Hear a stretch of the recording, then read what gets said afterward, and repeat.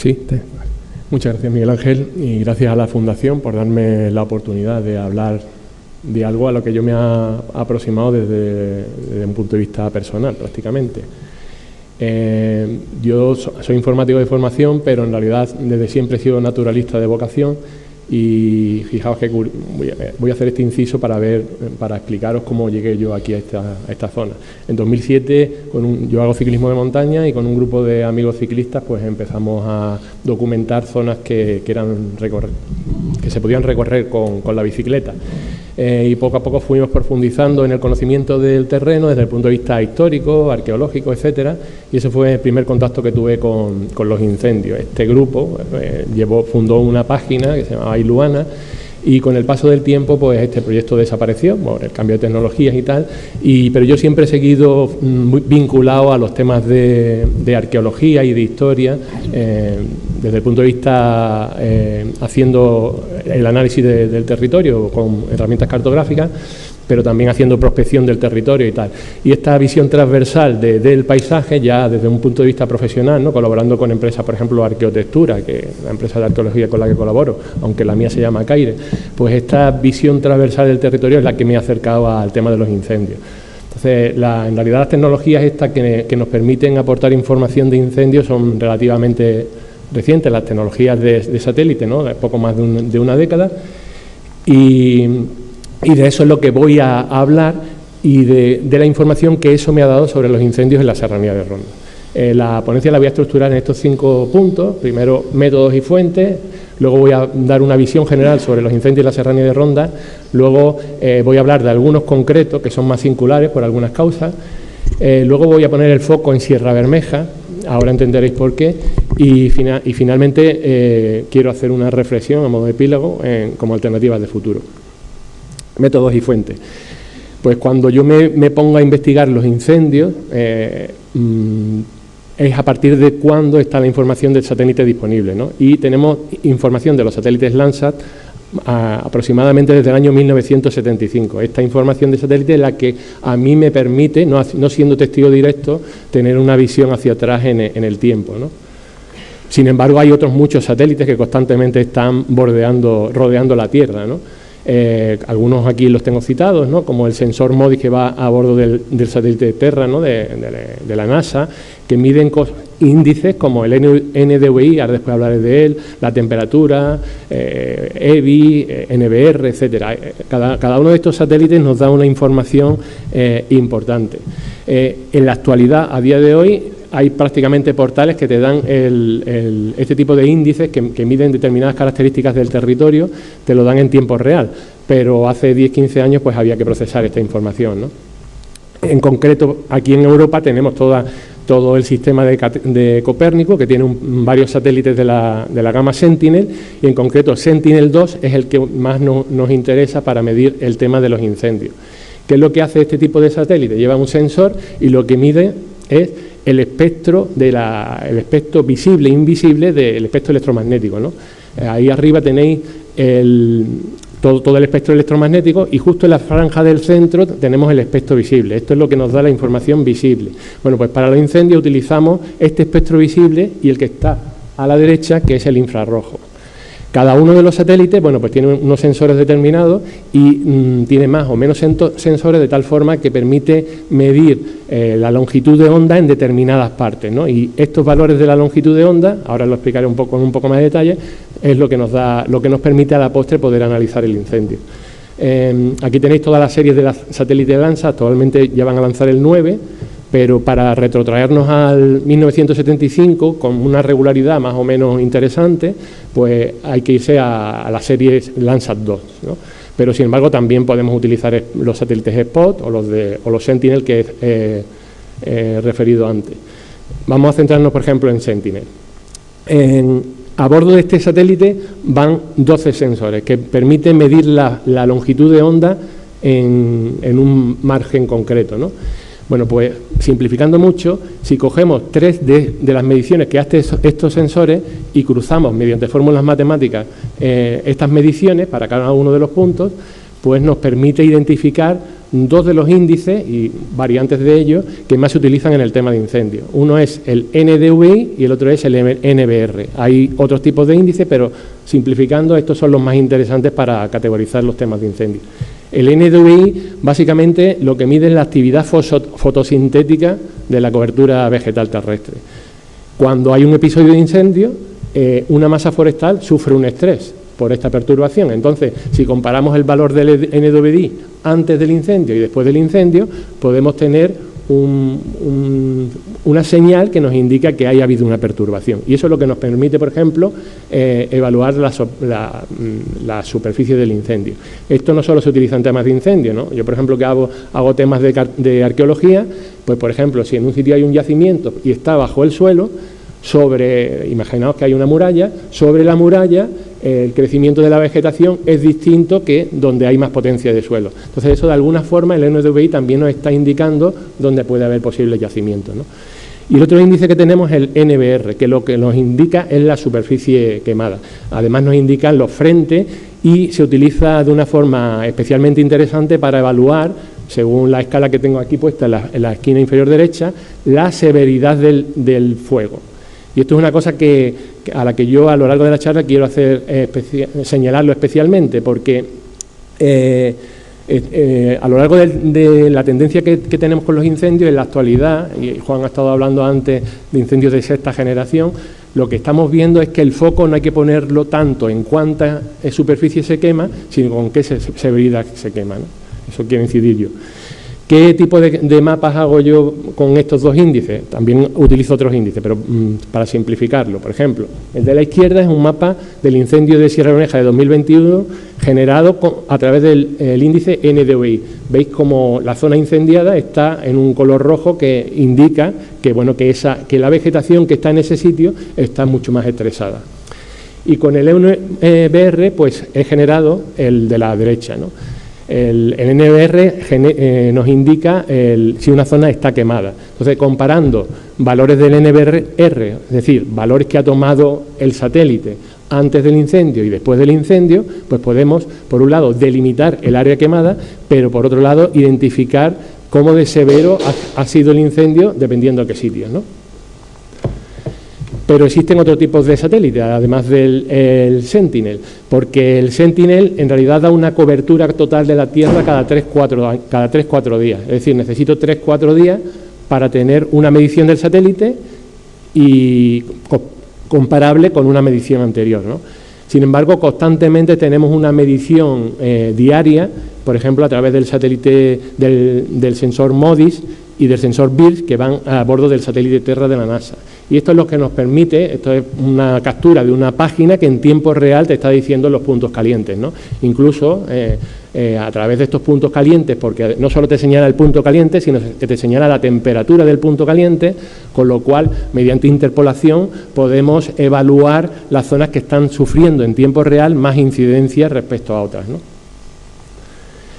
Por ejemplo, en el incendio de Sierra Bermeja de 2021, esta es la secuencia desde el primer día hasta el cuarto día de cómo fue evolucionando el incendio utilizando estos datos de MODIS.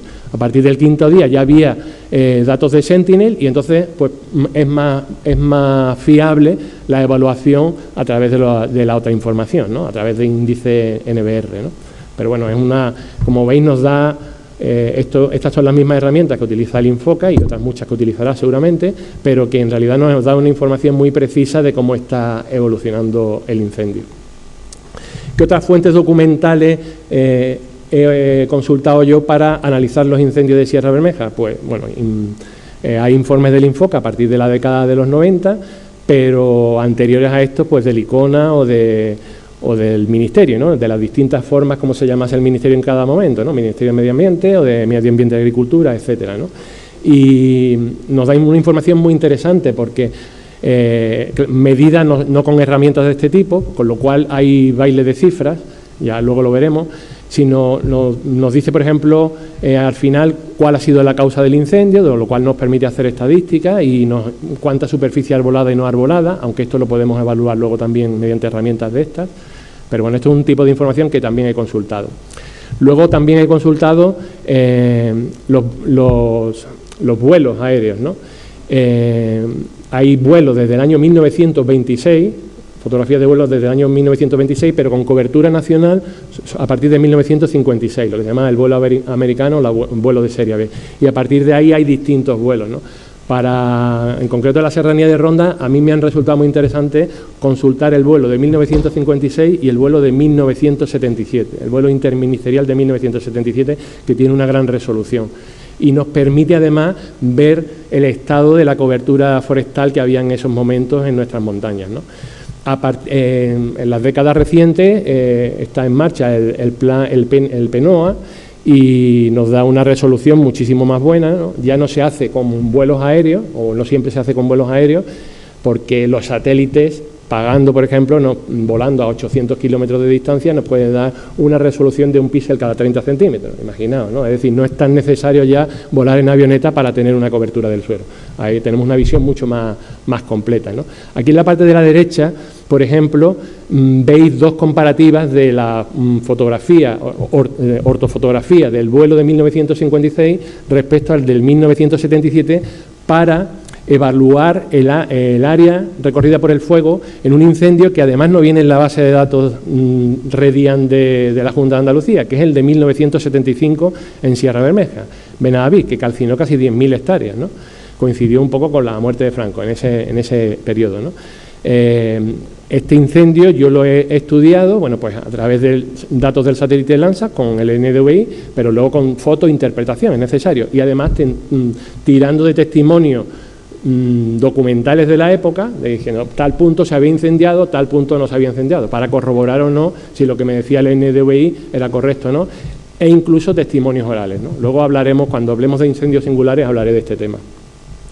Nos permite esta comparativa entre vuelos aéreos, por ejemplo, evaluar la evolución de determinadas masas forestales en alguna zona, ¿no? Por ejemplo, esto es una zona que se llama el Alcornocalillo, en Sierra Bermeja.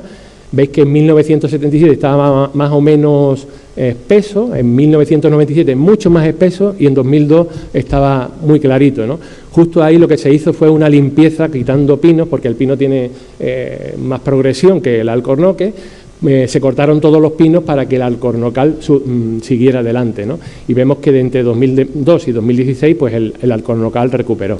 Este alcornocal yo luego le he hecho un seguimiento a raíz del incendio de 2021 y luego si queréis lo comento cómo ha resistido a este incendio. Por supuesto he hecho el NBR, es decir, el análisis del índice de severidad en estas áreas que yo había identificado previamente, ¿no? ¿Qué otra información se utiliza? Pues una cosa que se llama el LIDAR, ¿no?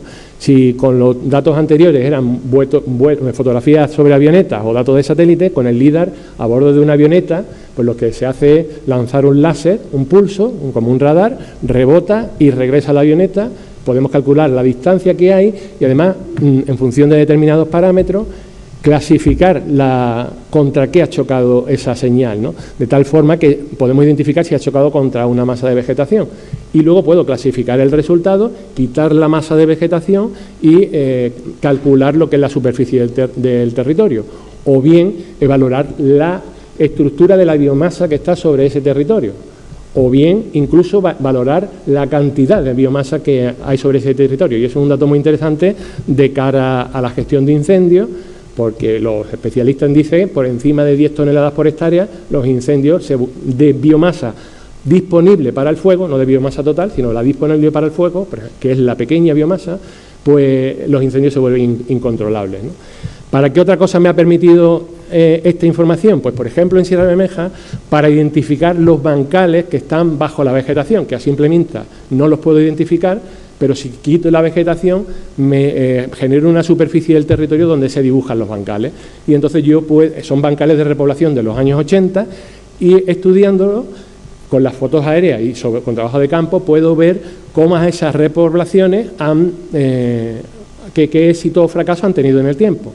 A cotas más bajas y en exposiciones al sur han tenido menos éxito, a cotas más altas y en exposiciones en umbría han tenido bastante éxito, ¿no?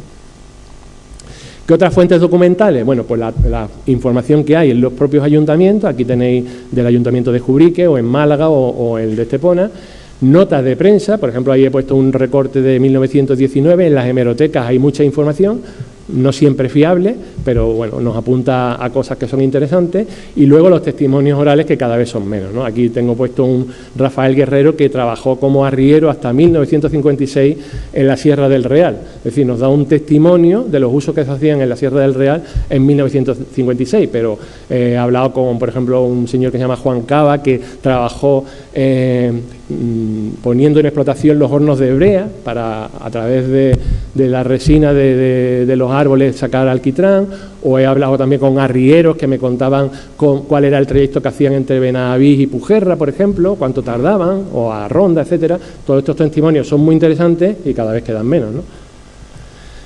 Segunda parte de la ponencia, una visión general sobre los incendios en la serranía de Ronda. El ámbito en el que yo me centré para empezar a investigar esta información es el ámbito de Sierra Bermeja, que yo la concibo como la describen las fuentes a partir del siglo XVI, ¿no? Aquí tenemos a la derecha un recorte facsímil de una publicación de Luis Mármol y Carvajal, que es un cronista del siglo XVI, un cronista de los castellanos. Sabemos que entre el siglo XV y el siglo XVI pasamos de esta zona de estar bajo el reino nazarí de Granada a estar bajo los reinos castellanos. Bueno, pues el cronista que hace la visión de la época en ese momento es Luis de Mármol y Carvajal. Y habla de que Sierra Bermeja, que es este fondo montañoso que se incendió en 2021, nace en el Arboto. El Arboto es una alquería andalusí que está cerca de Río Verde, en la Sierra del Real, donde actualmente está el Plaza de Armas. Nace en Arboto, cerca de Istán, y fenece en Casares, último pueblo de la Varal. Este telón montañoso es desde el que a partir del siglo XVI se conoce como Sierra Bermeja, y mi ámbito de estudio inicial ha sido este. Luego, a partir de ahí, hay muchos cronistas que se refieren a Sierra Bermeja porque además tiene un enorme condicionante geológico, como seguramente sabréis, ¿no? Y es el tipo de roca que tiene la montaña, ¿no? Abajo hay un pequeño mapa donde están señalados en color rojo los afloramientos de este tipo de roca que componen Sierra Bermeja, que se llama peridotita, y es una roca que es del interior de la Tierra. Por ser del manto, del interior de la Tierra, es una roca que cuando aflora a superficie arrastra metales pesados, genera suelos muy tóxicos y eso a la postre condiciona la vegetación. Y eso es un dato interesante, este condicionamiento de la vegetación, porque, por ejemplo, ha ido en contra de los bosques de quercinias, ¿no?, de alcornoques, por ejemplo, no se dan bien en este tipo de territorios, y cuando se dan, como este alcornocalillo que yo había estudiado antes, es porque ahí hay una litología distinta o tiene más profundidad en el territorio, y el pino, sin embargo, no le viene nada mal, ¿no? Tenemos Sierra Bermeja, que es el principal afloramiento de ahí, pero también tenemos Sierra Alpujata, que luego referiré, que ardió en el año 2012, justo ayer salió en prensa una noticia porque había finalmente uno de los juicios pendientes desde el año 2012, se había resuelto ayer. O en Mijas también tenemos otro afloramiento de peridotita. Fijaos que ya apunto algunas señales a que estos sitios donde el pino tiene mayor facilidad para conquistar terreno han podido sufrir incendios, ¿no? En Sierra Bermeja tenemos un estudio muy interesante precedente, que es el de José Antonio Vega. Él hizo un estudio en la ladera norte de Sierra Bermeja entre el año 89 y el año 92, de cómo los incendios, a través de las secciones de los árboles que estaban por allí, cortados, analizando, bueno, pues aquí vemos un corte y la herida que han dejado antiguos incendios sobre la sección de este árbol, ¿no? Él estudió una serie de parámetros en esta zona, ¿no? Contabilizó una densidad media, este paisaje denso al que hacía referente antes Juan cuando decía que es un sitio muy bonito, pero cuidado, ¿no? Pues una densidad media de 1.140 árboles por hectárea hasta 1.630, o sea que es una cosa bastante ingestionable cuando hay un incendio. Edades entre 15 y 145 años, con una recurrencia del fuego, es decir, el fuego vuelve sobre el mismo territorio cada 14,5 años. Y en el pasado él identificó que hubo incendios no de mucha alta intensidad. Hasta 1950, todo el mundo lo intuirá, pues a partir de 1950 tenemos el turismo. Hasta 1950 teníamos los usos tradicionales del monte. De alguna forma, él comprobó que incluso las propias personas que trabajaban de alguna forma en el monte, ahora después hablaré de los usos, incluso llegaban a pastorear el fuego, es decir, a hacer quemas prescritas, a pastorear el fuego para mantener el volumen de biomasa disponible para el fuego en unos niveles sostenibles, ¿no? Digamos. También descubrió que el Pinus pinaster, el pino resinero, que es el que tenemos en esta zona, también en la Sierra de Alpujata, también en la parte de Periotitas de la Sierra de Mija y en otros muchos sitios, porque se utilizó para repoblaciones, que el pino resinero en esta zona era más resiliente, más al fuego que otras especies de pinos, ¿no? Luego han salido estudios posteriores evaluando a nivel nacional y dicen que el Pinus pinaster la subespecie de esta montaña es el más resistente de toda Andalucía. Además, este Pinus pinaster tiene una doble estrategia. Tiene unas piñas que las utiliza para reproducir y luego otras piñas serótinas que utiliza en los momentos en que hay perturbaciones de incendios para garantizar las poblaciones. Tiene una doble estrategia para hacer persistir sus poblaciones. Así que es una especie verdaderamente interesante. Lo que pasa es que aquí ha habido repoblaciones, luego hablaremos de ellas. Y luego, respecto al pinsapo, el pinsapar que hay en esta zona, pues igualmente también dice que fue sostenible, o sea, que de alguna forma era más resistente al fuego, pero es principalmente porque el suelo es muy pedregoso y porque el sotobosque debajo del pinsapar de Sierra Bermeja prácticamente no existe. Sabéis que los incendios se originan a nivel de superficie y si hay dinámica superficie-copa, pues bueno, evolucionan hacia otro tipo de cosas, ¿no? Bueno, esto ya lo he dicho antes, que sugiere que la gente que trabajó en la montaña de alguna forma gestionaba el fuego, lo pastoreaba y entonces no hubo incendios de poca intensidad.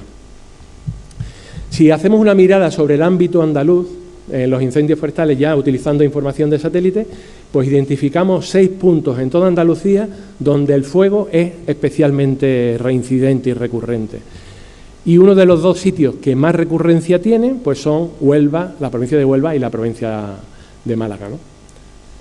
Si ponemos el foco en la serranía de Ronda, y aquí lo tenemos en el mapa, registrando todos los incendios forestales que ha habido entre 1975 y la actualidad, vemos que las manchas de incendios forestales fundamentalmente están en este fondo montañoso que va en paralelo a la Costa del Sol occidental. Mirando los datos estadísticos, además, identificamos 23 incendios, grandes incendios forestales, es decir, superiores a las 500 hectáreas, de los cuales 19 de estos grandes incendios forestales, es decir, el 82%, algo más del 82%, se han dado en montañas que están detrás de la Costa del Sol occidental, y 12 de estos grandes incendios, es decir, más de la mitad de los incendios, han sido en Sierra Bermeja. Por eso, esta ponencia termino con Sierra Bermeja en ese sentido, ¿no? Luego, respecto a las causas, antes hablé de consultando los informes del Ministerio, etcétera, 100% son de origen antrópico, 100%. Este año, con los incendios, por ejemplo, de Alberta, en Canadá, o con los incendios en Levante, precisamente, ¿no? Pues estamos viendo que el cambio climático ha irrumpido y, por ejemplo, en Canadá más del 50% de los incendios tienen causas naturales en este año 2023, por tormentas de rayos, ¿no? Hace poco tuvimos un episodio de tormentas de rayos en la Alpujarra y en Levante este año la tendencia normal en los incendios era que un 5% a lo mejor fuesen por causas naturales, pues este año en la zona de Levante podemos estar superando el 80%. El 80% de las causas de los incendios este año en la zona de Levante pueden ser por causas naturales. Y esto es a consecuencia de que la atmósfera está más seca, a consecuencia del cambio climático, bueno, una serie de fenómenos que podemos encuadrar dentro del todo el tema del cambio climático. Este es el listado de los incendios, de los grandes incendios forestales superiores a 500 hectáreas que ha habido en la serranía de Ronda. Como he dicho antes, el 100% causas antrópicas, el 82, algo más del 82% en el fondo montañoso de la Costa del Sol y algo más del 52% en Sierra Bermeja.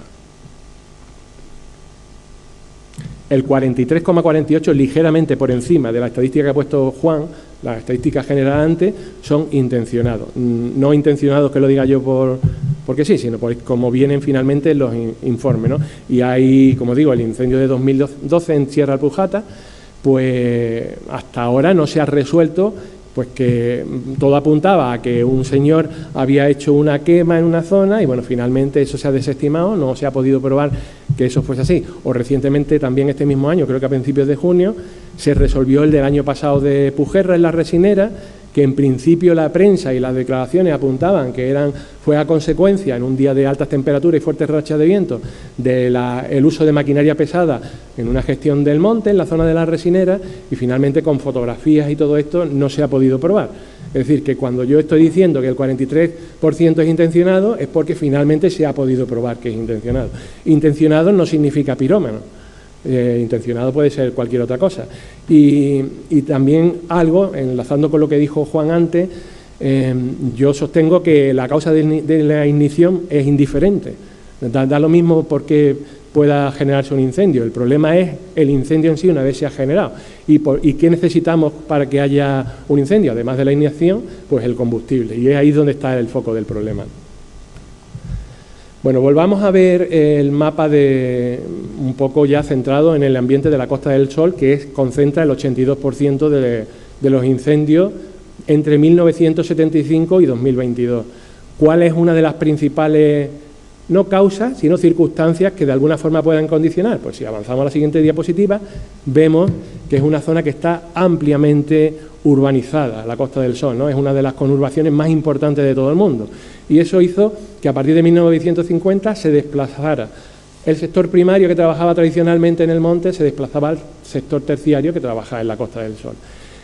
Es decir, el monte quedó de alguna forma sin los usos tradicionales que se habían practicado a lo largo del tiempo. Pero además, estas zonas urbanas de alguna forma suponen una presión sobre esas zonas forestales que están detrás, ¿no? Sin llegar a ninguna conclusión, dejémoslo dicho de esta forma, ¿no? Suponen una presión por distintos intereses que pueda haber respecto a esas zonas, ¿no? ¿Qué usos se pudieron perder en el monte? Pues concretamente, por ejemplo, hasta 1950 la Unión Resinera Española explotaba en esos montes pues la resina de los pinos pináster, y de hecho, por ejemplo, en Estepona había una de las 22 fábricas que la Unión Resinera tenía a nivel nacional y explotaba más del 70% de la resina que se comercializaba a nivel de España. Entonces, esa gestión del monte para la obtención de la resina, esa importante gestión del monte, pues se abandonó. Bueno, pues ya se ha estudiado que existe una relación directa entre ese abandono rural, que es común a todo el Mediterráneo, a todas las zonas urbanas, porque demográficamente la población se va hacia las zonas de costa y se desarrolla ahí. Existe una relación directa entre el abandono rural en las zonas forestales de la costa y el aumento de la masa forestal. Pero es que además se ha estudiado, yo aquí traigo el estudio de Juli Pausa, ¿no?, de la Universidad de Levante, o de Oliver Gutiérrez, aquí de la Universidad de Málaga, se ha estudiado el aumento de la masa forestal desde 1956, cuando estaba hecho el primer mapa forestal andaluz, hasta el último que se hizo en este estudio, aunque ya hay otro posterior, 2007, y en conjunto, incluso con los incendios, la masa forestal ha aumentado. Entonces vamos a ver de qué forma ha aumentado la masa forestal en la siguiente exponencia. ¿Qué usos se han perdido tradicionales en el monte? Bueno, pues he traído algunas fotografías indicativas. Se ha perdido la ganadería, de alguna forma la ganadería en el monte. He traído aquí una foto de ovejas en Sierra Bermeja, pero cabras igual, o Juan ahora me ha mandado, Juan Terroba, que es de Silvema Ronda, que en principio iba a ser el ponente que iba a estar aquí, me ha tocado a mí, yo sustituyo a Juan Terroba, me ha mandado fotos de vacas haciendo transhumancia en la serranía de Ronda.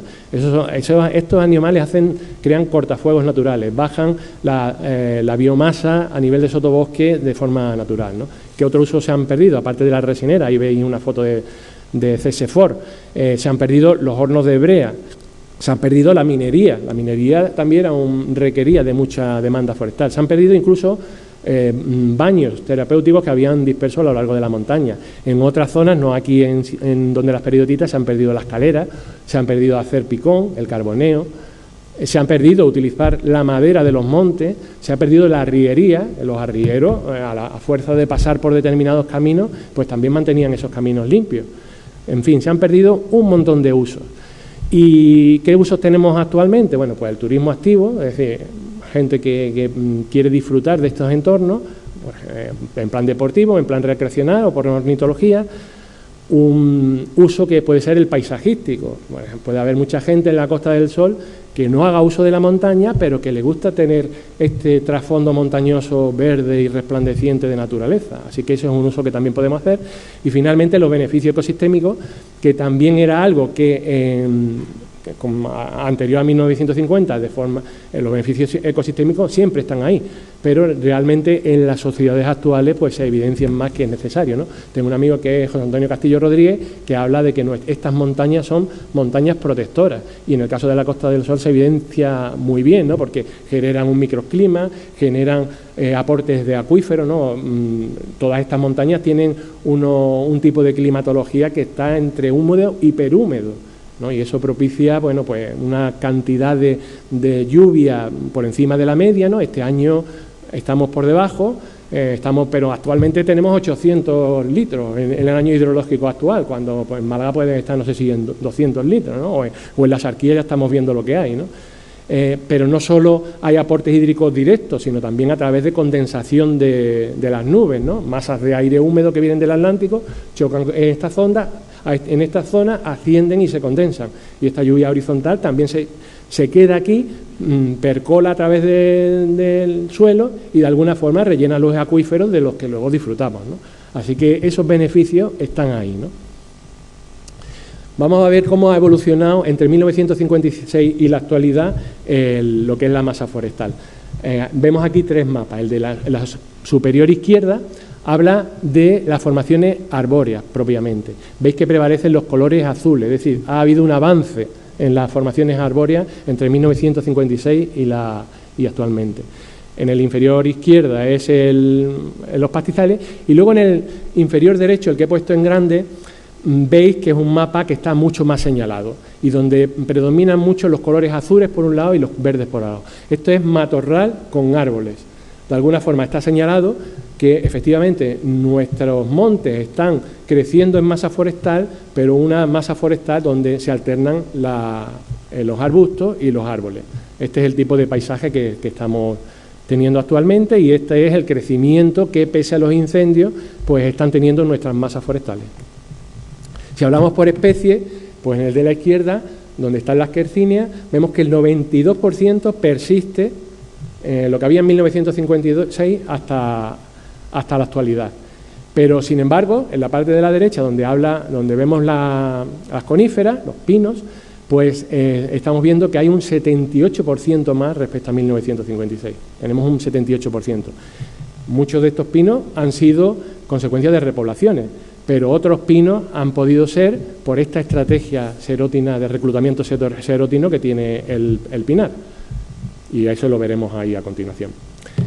Centrándonos en la provincia de Málaga, pues vemos que tanto en espacios abiertos como en matorral con arbolado, como el arbolado propiamente, ha crecido. Ahí tenemos más volumen de biomasa que en 1956. Un poco ahí he puesto, esto está cogido de un estudio de Oliver Gutiérrez de la Universidad de Málaga, y un poco he señalado lo que esta persona concluye en su estudio. Más de la mitad de Andalucía está ocupada por espacios forestales. El manejo del hombre, antes señalaba que nuestros montes no eran primigenios, no, en España no hay montes primigenios directamente. El hombre, más en la zona mediterránea, siempre ha actuado bien para forestar, para deforestar o para reforestar estos montes, y ha tenido un peso específico a la hora de seleccionar las especies, ¿no? Y a la hora de generar la dehesa en un determinado sitio con los quercus, o a la hora de utilizar el pino como especie repobladora, ¿no? Fundamentalmente, los espacios forestales se mantuvieron en áreas montañosas, pero el incremento se ha producido en áreas las más altas de montaña, ¿no? Un 78%, lo he dicho antes, un 55% de matorral con coníferas y un 38% de bosque puro de coníferas. Y el pinus, al final, en el penúltimo punto, es la especie escogida para la estrategia reforestadora en la segunda mitad del siglo XX en ambientes costeros y montañosos. Es decir, que el pinus pinaster, se utilizó en las montañas de la Costa del Sol occidental para hacer las repoblaciones. En conjunto, Málaga ha tenido un incremento del 66% de sus masas forestales de coníferas. Otras posibles causas que han podido generar los incendios, bueno, pues hasta los años 90 y pico, los basureros. Ahí tengo en la esquina superior izquierda, el basurero de Ronda se encendió un día y ya no se apagó, 365 días siempre encendido. El de abajo tenemos el basurero del Burgo, igualmente, ¿no? En una zona que ahora mismo es Parque Nacional. Las quemas forestales, o sea, las quemas de restos de poda, pues es algo necesario de hacer, ya lo hemos comentado, se ha comentado antes en la charla anterior, pero en ocasiones han podido generar incendios. Y luego la presión, que bueno, esta importante conurbación, yo creo que la fotografía es lo suficientemente explícita, puede ejercer sobre los espacios montañosos, forestales y naturales que tiene en el traspaís, ¿no? De alguna forma estamos mencionando muchas veces la palabra pino, ¿no? Y antes he referido que a través del LIDAR yo he podido encontrar y geolocalizar los bancales donde en la década de 1980 se hicieron repoblaciones en Sierra Bermeja concretamente, ¿no? Y aquí tengo dos de estos bancales en dos exposiciones, una exposición sur y otra exposición norte, pues tuvieron en una altura bastante señalada, tuvieron relativamente éxito.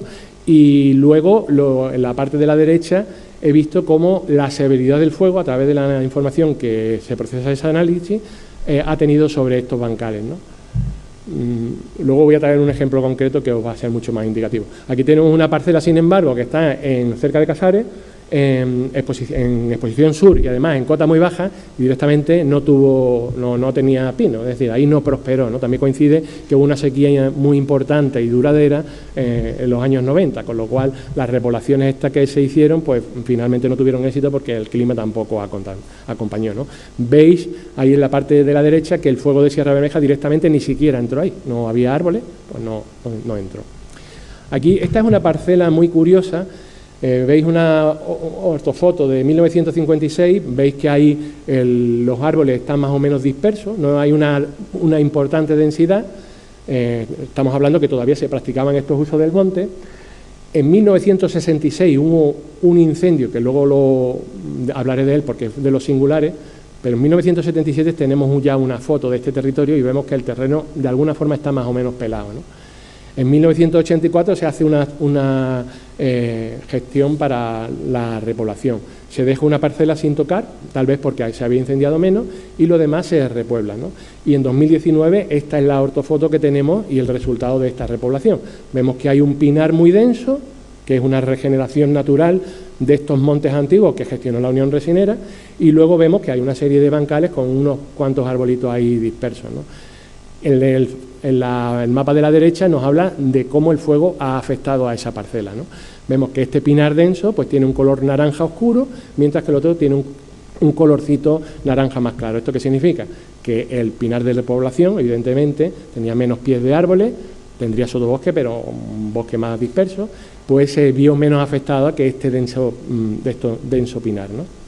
Este es el sitio en cuestión, en la foto grande, veis que el pinar se calcinó por completo, ahí lo tenéis calcinado. El de la derecha, pues los árboles no sufrieron, no se incendiaron, y el sotobosque sí se incendió porque, volviendo hacia atrás, lo canta ahí el mapa de severidad, ¿no? Este tipo de cosas se pueden hacer con los satélites, estos son ejemplos nada más, ¿no? En conjunto, pues esta es la dinámica que han tenido estos montes de pinos en esta zona. Teníamos un monte, podía ser latizal o podía ser fustal, más o menos denso. Ahí lo que vemos es la cumbre del Porrejón. Esta vez con un manto hipertupido, que si lo miramos desde dentro, pues vemos una densidad de árboles bastante importante, sin prácticamente sotobosque, con una cobertura de acícula bastante importante y con una biodiversidad que será la que sea, la de ese ecosistema. Pero que cuando se produce un incendio, pasamos a la fotografía de la esquina inferior derecha, pues se calcina por completo en el incendio de 2021. Tenemos ahí el mismo bosque con un montón de pies por encima de lo que es un bosque gestionable, de lo que es un pinar gestionable. Se incendió por completo, pero ¿cuál es la estrategia que tiene el pino en ese momento? Bueno, pues una estrategia de reclutación xenótina, y por hectárea, que es la fotografía de la esquina inferior izquierda, se han generado brinzales de pino de hasta 400.000 por hectárea, entre 50.000 y 400.000 por hectárea, es decir, una densidad ingestionable. De hecho, muchos no saldrán adelante, la gran mayoría no saldrán adelante, incluso habrá que sacarlos, porque eso no es futuro. Pero de esos 400.000, a la postre, en 15, 20 años, tal vez tengamos un monte de nuevo como el primero. Es decir, con ese circuito, en realidad, vamos a estar siempre expuestos al mismo tipo de problemas que nos supuso el incendio de 2021. Parece que estoy demonizando al pino y nada más lejos de mi intención. Se han hecho estudios pedioantracológicos, es decir, catas en el suelo para sacar carbones antiguos, y se ha encontrado que la especie más común de estos carbones es el pino en esta zona, es decir, el Pinus pinaster estaba en esta zona. Estos carbones se han cuantificado, en la parte de la izquierda tenéis el número de carbones identificados de Pinus pinaster, veis señalado en rojo, por ejemplo, en un punto de Sierra Palmitera, 1.700 miligramos por kilo de carbón. Respecto a Quercus, que probablemente se fuesen Quercus cocífera, Coscoja en ese entorno, que tenemos 1.022, pero es que en el resto de los puntos donde se han hecho catas, en realidad no aparecen los Quercus y siguen apareciendo los pinos. Es decir, el Pinus pinaster es una especie autóctona de esta zona, de esta montaña en concreto, de estas montañas. Estoy hablando también de Sierra Alpujata y de Sierra de Mijas, ¿no? Y luego, cuando hacemos el estudio de la cronología de estos carbones, pues los más antiguos se van a 8.000 años, es decir, mucho antes de los usos que las sociedades actuales hacen de los montes. Con lo cual, de forma natural, el Pinus pinaster ha estado en esta montaña. Y no han estado las quercinias, por lo menos no en plan de árbol, sí en plan de coscoja, ¿no? Las Quercus cocíferas. Pero si nos vamos a otro tipo de información, por ejemplo, aquí tenemos la estadística de la Marina de 1749, ya se había perdido Gibraltar a principios del siglo XVIII, y vemos que la especie predominante en ese momento se hace un inventario de los bosques, de los montes maderables cercanos a los embarcaderos, para ver, bueno, porque su madera iba a suministrar a estos embarcaderos para crear embarcaciones, ¿no? Para reforzar la marina. Pues vemos que la especie predominante en esta montaña sigue siendo el Pinus pinaster. Así que no demonicemos el Pinus pinaster. Aquí lo que hay que acordar es cómo gestionamos esta masa de Pinus pinaster para no poder llegar a estos incendios, ¿no? Hasta ahora, en esta segunda parte, lo que he hecho es presentar una serie de cosas. Que las zonas que más se han incendiado entre 1975 y 2022 de la Serranía de Ronda son las montañas del litoral occidental malagueño. Que en estas montañas fundamentalmente lo que hay es pino. Que el pino es además una especie autóctona de esta montaña, que a mediados del siglo XVIII también sabíamos que era la especie principal. Que hasta mediados del siglo XX se practicaban unos usos tradicionales en el monte que mantenían la masa forestal en un volumen y sobre todo en una estructura, que es lo importante de cara a los incendios, que era resiliente, una palabra que ha utilizado antes Juan, resiliente al fuego. Entonces, hasta ese momento los incendios eran de menor intensidad. Que a partir de la irrupción del turismo se abandonan estos usos tradicionales del monte y además no hay una gestión forestal sustitutoria, con lo cual, y a esto además añadimos que en los años 80 se hacen repoblaciones, con lo cual ha aumentado la masa forestal. Este aumento de masa forestal ha generado incendios y lo hemos visto en la estadística, ¿no? En 1966 se produce el primer incendio que además marca un hito histórico a nivel andaluz, porque con sus 5.000 hectáreas supuso el récord hasta ese momento de máxima extensión calcinada, un incendio en Sierra Bermeja. Y una severidad que además se pueden ver en una severidad interrumpida desde 1933, que no había incendio, que además supuso que ese pinar al que afectó se perdió por completo y se regeneró. Y de ahí tenemos esos pinares, densos pinares que veíamos antes del incendio de 2021. Es decir, esos pinares son, por un lado, un regenerado, o sea, son pinos que habría ahí, porque lo ha habido siempre, son un regenerado natural a consecuencia del incendio de 1966. Esta densa masa del pinar, además de alguna forma, sobre todo en el piso meso-mediterráneo, ha condicionado la respuesta del pinar ante los incendios. ¿Por qué? Porque está prácticamente unida a nivel de copa, prácticamente no hay sotobosque, con lo cual hay muchas zonas de umbría, muchas zonas de sombra, menor temperatura, la humedad se condensa mejor, porque además todo el suelo está cubierto de acículas del pino. De alguna forma, incendios menores no han prosperado en este tipo de pinar, pero cuando se dan incendios que por algunas circunstancias se descontrolan, o alguna circunstancia, como puede ser mayor cambio del régimen de lluvia, aumento de las temperaturas, pues han generado incendios extremos, ¿no? Esto ya estamos hablando en el contexto de cambio climático, ¿no? Este es el elemento, o sea, cambio climático, hablando de esto, cambio de régimen de lluvia y aumento de temperatura sobre todo, ¿no?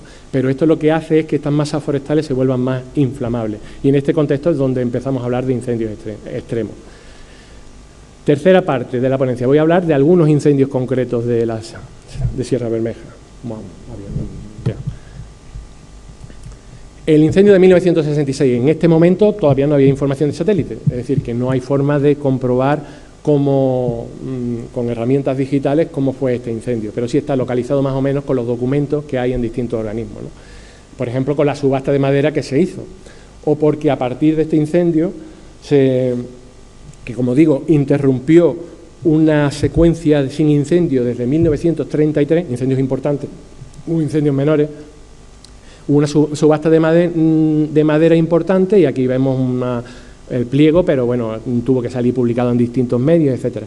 También este incendio se produjo en la parte occidental de Sierra Bermeja, en los municipios de Jubrique, Genaguacil, Casares y Estepona, y los cuatro, estamos en época franquista, los cuatro ayuntamientos, sus alcaldes, fueron a hablar con el gobernador civil para pedirle que el pinsapar que había en esta zona de Sierra Bermeja fuese declarado como parque nacional, ¿no? Es un documento histórico, bueno, pues una cosa como un poco singular y significativa, ¿no?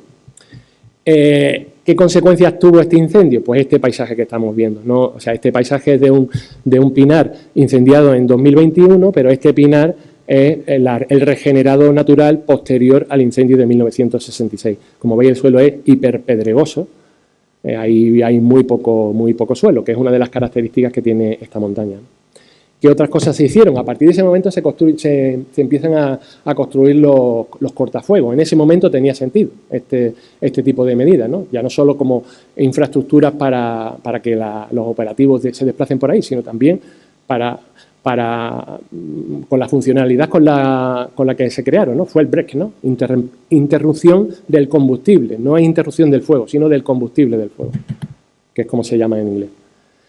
Y tenemos algunos mapas de la zona, como por ejemplo y propiciaron en ese momento el deslinde de las vías pecuarias para construir las carreteras de acceso, la apertura de vías, de algunas de las vías que hay en Sierra Bermeja, porque se vieron necesarias para los operativos. Bueno, pues todo esto es a consecuencia de este incendio de 1966, así que por eso lo considero como el más importante. He investigado otro desde 1956, desde 1950, pero este es digamos, el que marca un poco el cambio de tendencia, ¿no? Ya en 1966 los usos del monte prácticamente estaban extinguidos, aunque hablando con un señor me habló que todavía en el 64 él trabajaba en el monte, pero bueno, ya en el 66 se han construido hoteles en la Costa del Sol y la población cada vez está, aunque pase los fines de semana en sus pueblos de interior, pero en realidad muchos trabajan en la Costa del Sol, ¿no? El siguiente incendio singular que tenemos es el de 1975. Como digo, por ejemplo, no viene en la base de datos del REDIAN. Es un incendio que calcinó 9.247 hectáreas.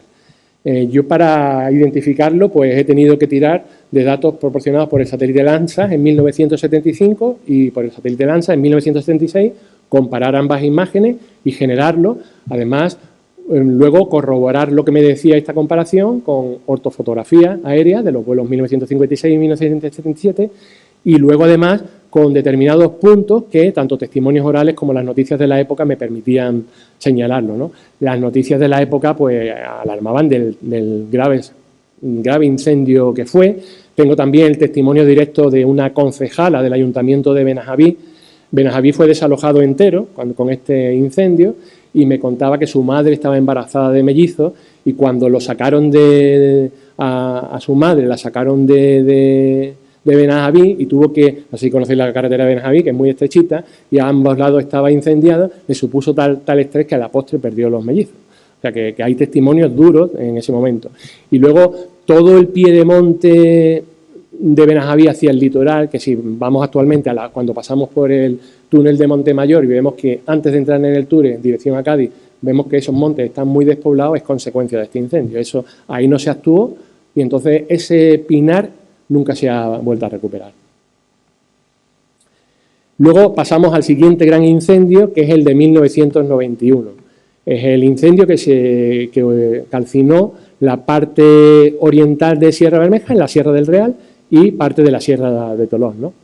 Tuvo distintos focos y además la mala suerte de que hubo un accidente. Tú seguramente tendrás muchísima información, ¿no? Porque era director en aquel momento, ¿no? No, era director del parque. Del parque, exactamente, eso, justo. Hubo un incidente con un helicóptero sin causas personales, pero generó otro nuevo foco, con lo cual tenemos ahí un incendio que ya tenía, por un lado, una magnitud importante, eran 8.156 hectáreas las que finalmente se calcinaron, pero además tuvo distintos focos y además afectaron a las masas de pinar. Por ejemplo, el pinsapar, el pinsapar de la Sierra del Real, que tenía cierta entidad en aquel momento, pues se perdió y actualmente lo que queda son pies aislados de pinar y mezclados con jaras, de pinsapar, perdón, mezclados con jaras, ya no hay un pinsapar puro, ¿no?, en esa zona, ¿no? Eso está evaluado, ¿no? Están las distintas zonas anteriores al incendio que tenían masas de pinsapo y cómo se vieron afectadas, ¿no? Aquí tenéis un pequeño mapita y con aproximadamente los pinsapos que se vieron afectados a consecuencia del incendio de 1991. Juan Terroba me ha pasado información de ese incendio porque con el retén, con Silvema y con el retén de voluntarios que tenía, participó activamente en ese incendio, ¿no? Aquí estáis viendo, por ejemplo, la ladera suroeste del Torrecilla, incendiada, o el pinsapo del Candelabro, o por ejemplo, el incidente que he comentado antes. Ese mismo día que empezó el incendio, el 7 de agosto de 1991, era agosto, o sea, en plena canícula, hubo otro incendio en la meseta de Ronda y los operativos estaban en este otro incendio, de tal forma que cuando surgió el incendio de la parte de abajo, pues mandaron un helicóptero con tan mala suerte que el helicóptero se estrelló cerca de una casilla forestal, no hubo ningún percance a nivel personal, pero generó un foco nuevo, ¿no? Toda esta información del incendio la investigaron Juan Terroba, Julián de Zulueta y Saturnino Moreno para investigar las causas del incendio, ¿no? Aquí tenéis a Julián de Zulueta, que en paz descanse, y él era el presidente de la Junta Rectora y concluyó que el incendio había sido provocado por las labores de desbroce que se estaban realizando por una tercera subcontrata, es decir, después de la licitación se vuelve a subcontratar, la subcontrata lo vuelve a subcontratar y la subcontrata lo volvió a subcontratar. Es decir, se fue disminuyendo tanto el margen de beneficio que el resultado del desbroce, que lógicamente debería quemarse en otoño, pues no había suficiente beneficio económico para hacerlo en otoño y se quemó en agosto, y con las consecuencias que estamos viendo, ¿no? Esto, tanto Julián de Zulueta, luego en el debate, si tú quieres, puntualiza, porque yo traslado lo que me ha dicho Juan en este. Me parece muy bien, como lo explico. Esto lo denunció a la Junta de Andalucía en ese momento, pero la Junta de Andalucía, lejos de tomar carta en el asunto para evitar este problema, pues la tomó contra ellos. Julián de Zulueta dimitió como presidente de la Junta Rectora y posteriormente se salió también Juan Terroba. Aquí los tenéis, a Juan Terroba y a Julián, y en la otra tenía a Saturnino, y luego también me ha mandado esta foto que es del año 92. En este año, Nakasian, el empresario Nakasian, compró la finca de Quejigales, no sabía decirme, Juan, si era Quejigales o Rajete, la había comprado por 86 millones de euros, de pesetas, perdón, 86 millones de pesetas, pero la había inventariado solo por 29 millones. De tal forma que lo que hizo Silvema Ronda fue presionar a la Junta para que ejecutara el derecho de retracto sobre esa parcela. La Junta lo hizo y, claro, como solo la habían escriturado por 29 millones de euros, pues la compró por 29 millones de euros, un precio mucho menor que por lo que se había vendido. Pero, bueno, pues ahí la presión social pues surtió efecto para bien, porque un territorio pasó a ser propiedad de la Junta de Andalucía y, bueno, pues es una de las veces que esta colaboración entre la presión social y la Junta de Andalucía ha dado buenos efectos, ¿no? Aprovecho que he hablado de Silvema para hablar de otros dos grupos, de otros dos retenes de voluntarios que hay en el marco de la Serranía de Ronda. Unos son los de Verdemar y otros son los de ecologistas de Mijas. y los dos tienen bastante experiencia en temas de incendios, han recibido la formación del Infoca, tienen equipos EPI, conocen el territorio porque viven en esa zona, pero los dos se quejan de que de unos años a este tiempo pues ya no se les permite trabajar en los incendios. Luego pues tenemos aquí a Juan y nos explicará las particularidades de esto. Yo simplemente traigo lo que me han comentado ellos para que, bueno, pues para que hablemos sobre esto, ¿no? Aquí veis el grupo equivalente, que es como se llama el de Mijas, porque en realidad no depende del ayuntamiento, sino que depende de varios ayuntamientos. Seguimos avanzando en el tiempo y traemos otro incendio singular, que es el de 1992. Y singular en este caso, ¿por qué? Pues seguramente muchos lo sabréis, porque murieron 5 personas que no debieron morir, pero bueno, las circunstancias fueron las que fueron. El incendio no era muy grande, era 824 hectáreas finalmente. Ahí tenéis los nombres de las 5 personas que murieron. Y justo en 2020, hace muy poquito, todavía está coleando los procedimientos fiscales y penales, en este caso administrativos, ¿no? Se ha conseguido que uno de los familiares, o sea, los familiares de uno de estos fallecidos, en 2020, cobren una indemnización de 122.000 euros. Es decir, se justifique, la justicia ha entendido que había una responsabilidad patrimonial por parte de la Junta de Andalucía en esa muerte. Yo ahí ni entro ni salgo, pero es lo que ha ocurrido finalmente, ¿no? Desde el año 2012 creo que el personal de CDFU de Algodonales anualmente va a Monteprieto y les rinde un homenaje, ¿no? En 1994 hubo otro incendio, lo vuelvo a traer no por las hectáreas, bueno, fueron 1.455 hectáreas, todo esto son grandes incendios forestales, sino porque murieron también 2 miembros del operativo en este incendio, ¿no? Ahí tenéis a Julián de Zurueta con el camión donde perecieron estas 2 personas. Las noticias de la época, si hay un baile de cifras en lo que dicen los medios de comunicación respecto a la extensión de los incendios y los causantes, no digamos, y en este contexto de redes sociales más todavía, las noticias de la época señalaban que había sido totalmente intencionado y, sin embargo, al final, pues la información oficial nos decía que era el resultado de una quema de basura. Pero bueno, en conjunto lo he traído por eso, porque murieron 2 personas en este incendio. Pasamos al año 1995, otro incendio en la parte occidental de Sierra Bermeja y además afectando a lo que es el Pinsapar de los Reales de Sierra Bermeja. 2.319 hectáreas, municipios de Casares, Genalguacil y Estepona afectados. Veis ahí en el mapa de la izquierda, en color rojo es este incendio del que estoy hablando y en color amarillo otro incendio del mismo año, pero en la ladera sur, ¿no? También a consecuencia de labores de desbroce en esta zona, ¿no? Esta zona concretamente, luego lo veréis en un mapa que he hecho, ya pisando lo que es el paraje natural de los Reales de Sierra Bermeja, hay 200 hectáreas que se han incendiado hasta 4 veces. Y eso es una agresión terrible al territorio, de tal forma que el paisaje que tenemos en esa zona es este. No hay prácticamente vegetación, pues a consecuencia de eso, que es que ya han sido 4 incendios sobre el mismo territorio. En 2012 tenemos, ya a partir de 2010 empezamos a hablar de incendios muy importantes en extensión, pero además que activan rápidamente el nivel 2, es decir, que afectan a la interfase urbano-forestal, tienen que desplazar a muchas personas. Aquí concretamente, por ejemplo, Ojén fue evacuado, y generan pirocúmulos, con lo cual ya estamos hablando de tercera generación o más, o sea, no pirocúmulos, corrientes de convección, ¿no? Bueno, pues es un incendio muy sonado. Como digo, ayer justo en la prensa todavía coleaba este incendio. Finalmente, la persona que estuvo en haciendo unas labores de poda y que en principio apuntaban a que pudo ser el origen del incendio ha quedado exculpada. No había pruebas lo suficientemente sólidas como para culparlo, ¿no? Yo ahí ni entro ni salgo, sino que ese es el resultado de la justicia, ¿no? Aquí señalo un muerto, pero en realidad hubo 2 muertos.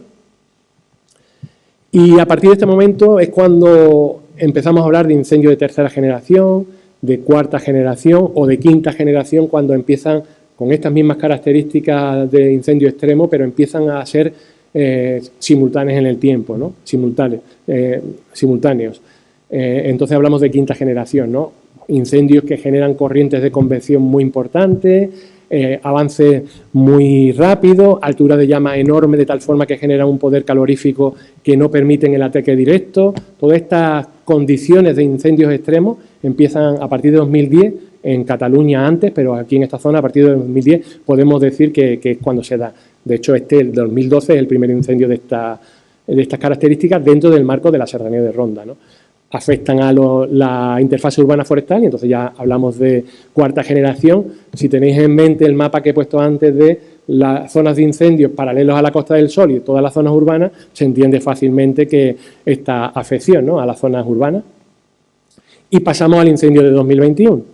Este es el mapa generado con DNVR del incendio de 2021, un incendio muy importante en extensión, 8.000 y pico hectáreas, 6 días de emergencia, 47 días de incendio, murió un miembro del operativo, Carlos Martínez Aro, también hubo un incidente con un helicóptero, se desplazó a muchísimos pueblos, 2.670 personas con datos del Infoca.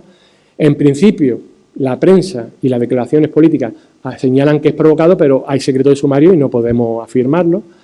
Y a partir de ese momento los especialistas empiezan a hablar de incendios de sexta generación, en particular porque estas corrientes de convección que ya se habían observado, por ejemplo en el incendio de Alpujarra, generan pirocumulonimbos que de alguna forma cuando se desploman pueden hacer que el incendio se extienda hasta en 20 kilómetros. ¿Qué diferencia hay entre el incendio de 2010 y el de 2021? Pues que en 2017, en Portugal, en Pedrógão Grande, hubo un incendio de estas características y perecieron 60 y pico personas, 67 creo recordar, a consecuencia de este desplome. Y esto fue la razón que justificó a los técnicos del Infoca que estaban trabajando en ese momento, cuando se produjo este pirocumulonimbo que además lo midieron porque este incendio marcó hitos no solo porque se empezó a hablar de incendios de sexta generación. Alejandro García, que estuvo hace poco, hemos organizado en Casares otras jornadas de la Fundación relacionadas con la gestión del monte Mediterráneo en este contexto de incendios forestales. Y vino Alejandro García, compañero de Juan, que es subdirector del Infoca, y dijo que marcó hito a nivel, tal vez, por ser el incendio más complejo de la historia de los incendios a nivel andaluz, pero que además marcó hitos a nivel de España en la ciencia que se había aplicado a la hora de evaluar el incendio. Vinieron compañeros de Cataluña para medir con sonda distintos, pues cómo la corriente de convección, los distintos parámetros en oxígeno, en densidad de determinados elementos que sirven para valorar este posible desplome, que fue lo que a la postre hizo que tuvieran que decirle al operativo que se fuese, ¿no?, porque había peligro, ¿no? Aquí veis una foto del satélite con la pluma, ¿no?, que estaba corriendo todo el Mediterráneo occidental. Un poco la cronología del incendio. El 8 de septiembre se apreciaron 2 focos. Había una previsión de 10 kilómetros por hora, pero sobre el incendio en sí había rachas de 20 y hasta de 50 kilómetros por hora, es decir, que era un escenario difícil para extinguirlo, de tal forma que a la mañana siguiente ya se habían calcinado 1.700 hectáreas y, por desgracia, había muerto una persona. Rápidamente activaron el nivel 2. Ya estamos hablando de que afectaba a zonas urbanas. Cuando afectan a zonas urbanas, directamente el protocolo pone el objetivo, como no puede ser de otra forma, en preservar los bienes de estas personas y las vidas, ¿no? Pero eso hace que en las zonas forestales, donde no hay este contacto con el urbanismo, pues se pudiera desmadrar el incendio. Esto fue lo que pasó. Además hay un cambio de viento, avanzó hacia Los Reales, se fue empezando a formar un puro pirocumulonimbus, ahí fue cuando lo midieron. Ahora pondré algunas fotos de él y esto, bueno, fue lo que motivó que el operativo a nivel de tierra tuviera que salir del incendio, ¿no? El fuego avanzaba en una dirección, luego volvía, es decir, que era un fuego imprevisible, ¿no? Esto también es una característica de estos nuevos incendios que estamos hablando. Hubo una zona que se había incendiado ese mismo año, ese mismo año 2021, en julio, en Jubrique, casi un gran incendio forestal, 477 hectáreas, y el fuego de Sierra Bermeja la saltó, pasó al otro lado.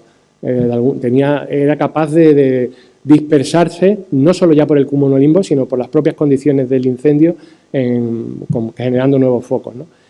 Entró y amenazó y calcinó las zonas de contacto del Pinsapar de Los Reales con el Pinar que hay colindante, y esto, bueno, pues también fue un motivo de alarma importante, un incidente con un helicóptero, por suerte sin desgracias personales, incluso los propios miembros del operativo que iban en ese helicóptero pues le dijeron que no, que estaban bien y que seguían en el incendio porque el incendio tenía una magnitud que tuvieron que actuar en consecuencia, ¿no?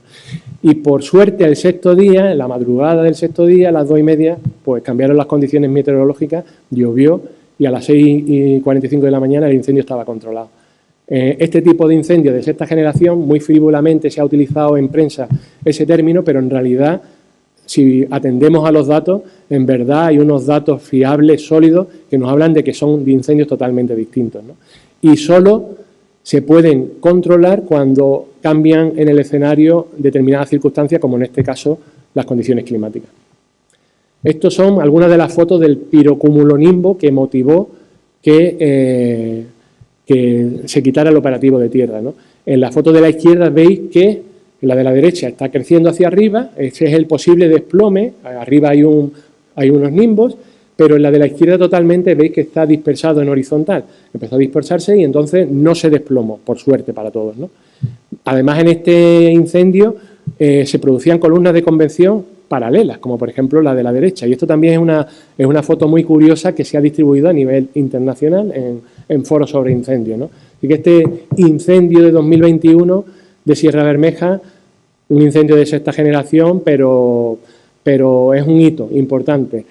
Antes Juan hablaba de Marc Castelnau y él habla de que, aunque estemos en el año 2023, en realidad estamos en la campaña 2021, porque de 2021 hasta 2023 los incendios de invierno, los de verano han estado relacionándose y no ha habido prácticamente parada, ¿no? Estamos en un punto que yo llamo donde hay que aplicar un cambio de paradigma, ¿no?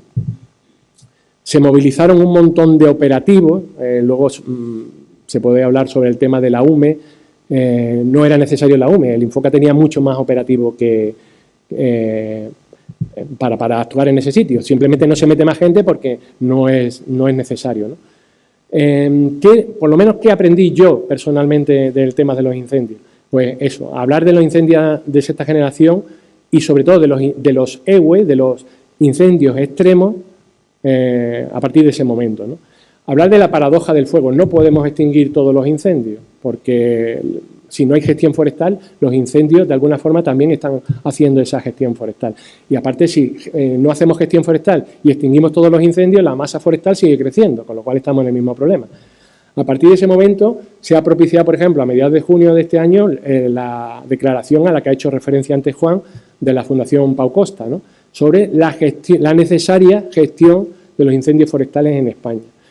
Hubo un importante cambio en el método de comunicación del Infoca hacia la sociedad. Yo creo que eso es muy positivo, lo hablamos, y un cambio de paradigma que yo lo señalo en varios aspectos.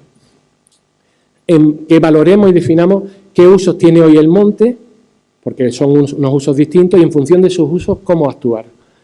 Entender al fuego no como un enemigo, sino como un aliado. La necesidad de establecer vías de comunicación entre la ciencia, la gestión y la sociedad, que actualmente hay vías que directamente no existen y que se traduce en que en redes sociales tenemos un enfrentamiento muy enconado entre posiciones totalmente intervencionistas, es decir, sin considerar a la naturaleza, como decía aquella compañera, o totalmente no intervencionistas, es decir, no se hace nada. Pero lo que yo he aprendido es que no gestionar genera este tipo de incendios forestales extremos, ¿no?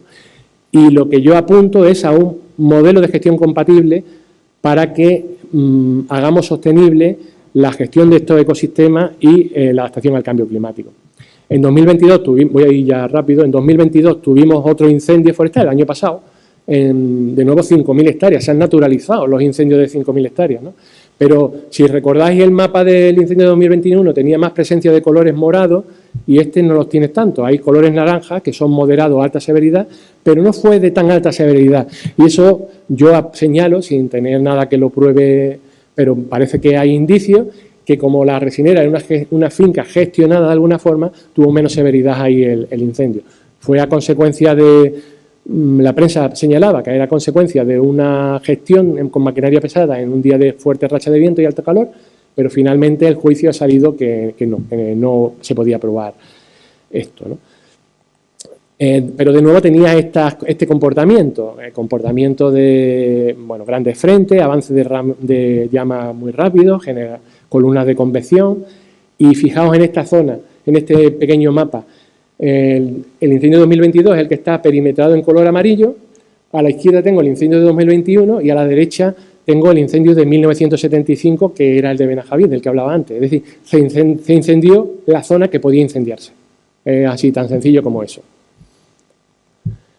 Y finalmente otro incendio singular en esta secuencia que he puesto de grandes incendios forestales en la Serranía de Ronda, el de Mija del año pasado, 1.875 hectáreas, afectó a 3 municipios, en medio del mes de agosto. La prensa y las declaraciones políticas señalan que pudiera ser intencionado, pero no hay todavía resultados sobre esto. Y a partir de ese momento el Infoca, esta foto salió en medio de comunicación porque le dieron un premio en la Junta de Andalucía. Fijaros la altura de llama, esa altura de llama genera tal poder energético que no solo no se puede hacer ataque directo, pero tampoco ataque indirecto, aunque ahí hay un helicóptero volando, ¿no? Eso es imposible, ese tipo de fuente de energía calorífica es imposible de apagar, ¿no? Convección. La Junta de Andalucía habla a partir de ese momento de incendios singulares. Muy brevemente, para no extenderme mucho más del 52% de los incendios de la Serranía de Ronda se producen en la Sierra Bermeja. Lo hemos estudiado con datos hasta 2018, pero ha habido que, por desgracia, actualizarlo con datos hasta 2022 y nos da una recurrencia de un gran incendio forestal cada 4,39 años. En este ámbito montañoso de la Costa del Sol Occidental, entre Río Verde, la Sierra del Real y Casares, en este ámbito montañoso se produce un gran incendio forestal de más de 500 hectáreas cada 4,39 años de promedio, entre 1950 y 2022. Yo creo que el dato habla por sí mismo. Este es el mapa de la recurrencia sobre el territorio. Veis que el 73% en este caso he señalado lo que es la ZEC, la Zona de Especial Conservación Sierra Bermeja y Real, coincide con todo el afloramiento de peridotitas más la zona del Monte del Duque.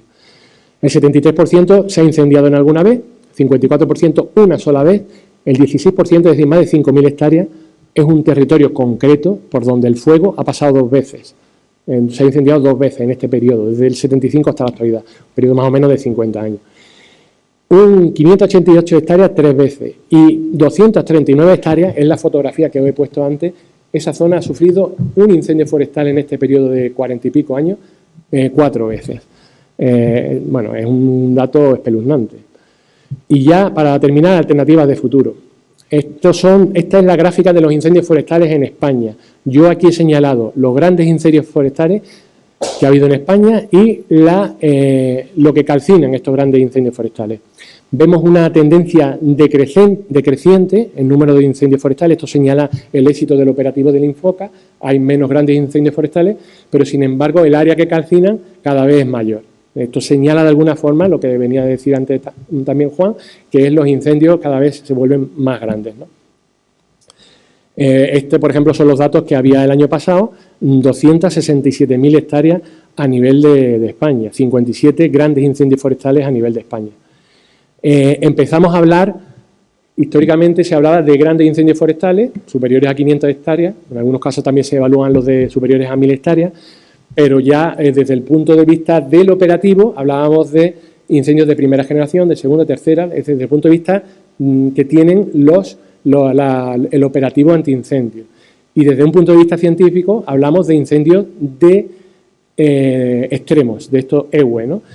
Donde evalúan comportamientos que tiene el incendio y que pueden ser observables, ¿no? Como por ejemplo la altura de llama, la velocidad de avance del fuego, si tiene comportamiento errático o no, si generan pirocumulonimbos, y además también evalúa este tipo de clasificación en los efectos en la sociedad y hace una mezcla de, por un lado, parámetros técnicos observables durante el incendio y por otro lado consecuencias sociales, ¿no? El humo que afecta a las poblaciones, muertos, si hay muertos o no, desplazamientos y todo eso. Haciendo este compendio de cosas observables es cuando hay una clasificación, que es la anterior, que habla de incendios forestales extremos y una escala que permite evaluar cómo de extremo es un incendio.